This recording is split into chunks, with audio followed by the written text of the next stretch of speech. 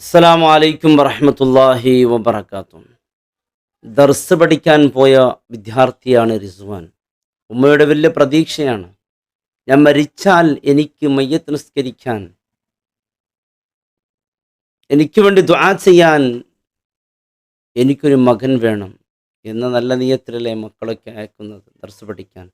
പിന്നെ അതല്ലാതെ സാമ്പത്തികമായ ഒരു മോഹം കൊണ്ടല്ല ഒരു ഉമ്മമാറും മക്കളെ ദർസിലയക്കുന്നത്. അവർക്കറിയാം ദർസിൽ ദുനിയാവൊന്നും കിട്ടൂല, ആഖിറത്തിന് മാത്രമേ അത് പറ്റുള്ളൂ. ആ പൊന്നുമോൻ ആ ഉമ്മാക്ക് തുണയാകണ്ട, ഉമ്മ മരിച്ചാൽ ഉമ്മാക്ക് വേണ്ടി ഖുർആൻ ഓതണ്ട പൊന്നുമോൻ അവൻ തന്നെ സ്വന്തം ജീവനൊടുക്കിയെന്നുള്ള വളരെ ദുഃഖകരമായ, എന്താ പൊന്നുമക്കളെ നിങ്ങൾക്കൊക്കെ എന്ത് സംഭവിച്ചു? നിങ്ങൾക്ക് എന്താ അങ്ങനെ തീരാത്ത ദുഃഖങ്ങൾ, പറയാൻ പറ്റാത്ത പ്രശ്നങ്ങൾ, പ്രതിസന്ധികൾ? ദർസ് പഠിക്കാൻ പോയ നിങ്ങൾ അത്തരത്തിലുള്ള പ്രവൃത്തി പാടില്ലെന്ന് പൊതുസമൂഹത്തിന് പറഞ്ഞു കൊടുക്കേണ്ട പൊന്നുമക്കളായ നിങ്ങൾ ഇത്തരത്തിലുള്ള പ്രവൃത്തിയുമായി വാർത്തകൾ കേൾക്കാനോ താങ്ങാനോ സഹിക്കാനോ പറ്റാത്ത വാർത്തകളാണ്. റിസ്വാൻ റിയാസിൻ്റെ പൊന്നുമകനാണ്. മണ്ണാർക്കാടിൽ റിയാസിൻ്റെ പൊന്നുമകൻ, മണ്ണടിയിൽ ദർസിൽ പഠിക്കുന്ന ഈ പൊന്നുമകൻ, എൻ്റെ പ്രിയപ്പെട്ടവർ, സ്റ്റുമുരിയിൽ കയറിയ പൊന്നുമകൻ. വിദ്യാർത്ഥി എവിടെ അന്വേഷിച്ചു മകനെ കിട്ടുന്നില്ല. എവിടെ പോയി മകൻ അന്വേഷിക്കുമ്പോഴാണ് ചുറ്റുമുറിയുടെ കഥ കടച്ചിരിക്കുന്നത്. അന്വേഷിക്കുമ്പോഴാണ് ഇന്നാ ലില്ലാഹി വ ഇന്നാ ഇലൈഹി റാജിഊൻ. എന്താണ് ഈ കുട്ടികൾക്ക് സംഭവിക്കുന്നത്? എന്താണ് നമ്മുടെ പൊന്നുമക്കൾക്ക് സംഭവിക്കേണ്ടത്? ഭാവിയിൽ സമൂഹത്തിൻ്റെ സമുദായത്തിൻ്റെ സ്വത്താണല്ലോ മുതഅല്ലിമീങ്ങൾ എന്ന് പറയുമ്പോൾ, ആ മുതഅല്ലിമീങ്ങളെ ഭാഗത്തുനിന്ന് പോലും ഇത്തരത്തിലുള്ള വാർത്തകൾ കേൾക്കുമ്പോൾ സങ്കടമുണ്ട്.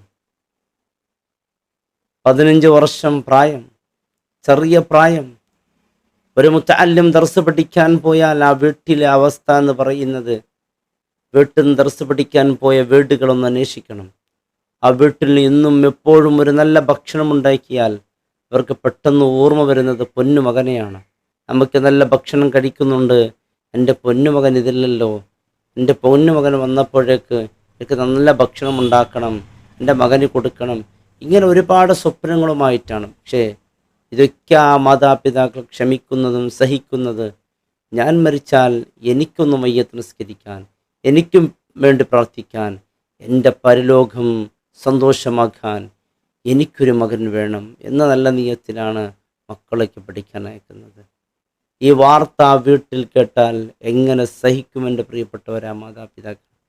പൊന്നു വിദ്യാർത്ഥികളെ, പഠിക്കാൻ പോയ വിദ്യാർത്ഥികൾ, പഠിച്ചുകൊണ്ടിരിക്കുന്ന വിദ്യാർത്ഥികൾ, നിങ്ങൾക്ക് പ്രശ്നങ്ങൾ ജീവിതത്തിൽ വരാം. എല്ലാവർക്കും ഉണ്ട് പ്രയാസങ്ങൾ, പ്രതിസന്ധികളുണ്ട്. അത് പറഞ്ഞാൽ തീരുന്ന പ്രശ്നങ്ങളാണ്. നിങ്ങളെ സ്വന്തം ഇഷ്ടപ്പെടുന്ന മാതാപിതാക്കളോട് നമുക്ക് പറഞ്ഞു തീർക്കാം, നിങ്ങളുടെ ഉസ്താദിനോട് നിങ്ങൾക്ക് പറഞ്ഞു തീർക്കാം, നിങ്ങളുടെ സുഹൃത്തുക്കളോട് നിങ്ങൾക്ക് പറഞ്ഞു തീർക്കാം. മാതാപിതാക്കൾ തീർച്ചയായും നിങ്ങളുടെ പ്രശ്നം പരിഗണിക്കാതിരിക്കില്ല. നിങ്ങളേറ്റവും ഇഷ്ടപ്പെടുന്ന നിങ്ങളുടെ കുടുംബക്കാരോട് ഇത് പറഞ്ഞു തീർക്കാവുന്നതാണ്. അതിന് പകരമായി ഇത്തരത്തിലുള്ള ഒരു പ്രവൃത്തി എൻ്റെ പ്രിയപ്പെട്ട വിദ്യാർത്ഥികൾ നമ്മുടെ ഭാഗത്ത് വന്നു പോകരുത്.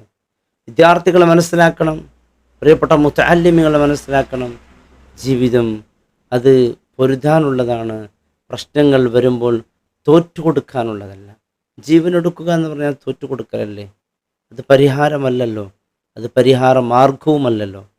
ജീവിതത്തിൽ പ്രതിസന്ധികൾ വന്നുകൊണ്ടേയിരിക്കും, കഷ്ടപ്പാടുകൾ. സമ്പത്തുള്ളവന് കഷ്ടമില്ല എന്ന് വിചാരിക്കേണ്ട, അവനിക്ക് അവൻ്റെതായ കഷ്ടപ്പാടുണ്ട്. ഓരോരുത്തരും അവരുടേതായ കഷ്ടപ്പാടുകളൊക്കെ ഉണ്ട്. ആ സമയത്തൊക്കെ അത് തരണം ചെയ്തുകൊണ്ട് മുന്നോട്ട് കൊണ്ടുപോകണം. ജീവനം എന്നത് വലുതാണ്, അതിനാണ് ഏറ്റവും പ്രാധാന്യം നൽകുന്നത്. പ്രശ്നങ്ങളൊക്കെ ചെറുതാണ്, ജീവൻ്റെ മുമ്പിൽ അതൊന്നുമല്ല. ജീവനുണ്ടെങ്കിലല്ലേ പ്രശ്നം, ആ പ്രശ്നമുണ്ടെങ്കിലല്ലേ അതിന് പരിഹാരം കണ്ടെത്തേണ്ടത്. അതിന് പകരമായി ആ പ്രശ്നമേ ഇല്ലായ്മ ചെയ്യുക, അത് അനീതിയല്ലേ? അള്ളാഹു കാത്ത് രക്ഷിക്കട്ടെ. ആ ഒരു നിമിഷത്തിൽ ആ പൊന്നുമകനെടുത്ത തീരുമാനം അബദ്ധമായി. ആ അള്ളാഹു റബ്ബ് സുബ്ഹാനഹു തആല ആ അബദ്ധത്തെ അള്ളാഹു പൊറുത്തു കൊടുത്ത് പൊന്നുമകനെ ജന്നാത്തുൽ ഫിർദൗസിൽ അള്ളാഹു ഒരുമിച്ച് കൂട്ടട്ടെ. ആ മാതാപിതാക്കൾ ഈ വാർത്ത കേട്ടാൽ എന്ത് ചെയ്യുമെന്നറിയില്ല. അവർക്കിത് ക്ഷമിക്കാനുള്ള തൗഫീഖ് അള്ളാഹു നൽകി അനുഗ്രഹിക്കട്ടെ. എൻ്റെ പ്രിയപ്പെട്ട വിദ്യാർത്ഥികളെ, ഒരിക്കലും നിങ്ങളുടെ പ്രശ്നങ്ങൾക്ക് ഇത് നിങ്ങൾ പരിഹാരമായി കാണരുത്. ഇത് പരിഹാരമേ അല്ല, സുഹൃത്തുക്കളോട്, മാതാപിതാക്കളോട്, അല്ലെങ്കിൽ ഉറ്റവർ ഉടയവരോട് തീർച്ചയായും ഈ പ്രശ്നങ്ങൾ പറഞ്ഞാൽ അവരതൊരു പരിഹാരമാർഗം ഉറപ്പായി കണ്ടെത്തും.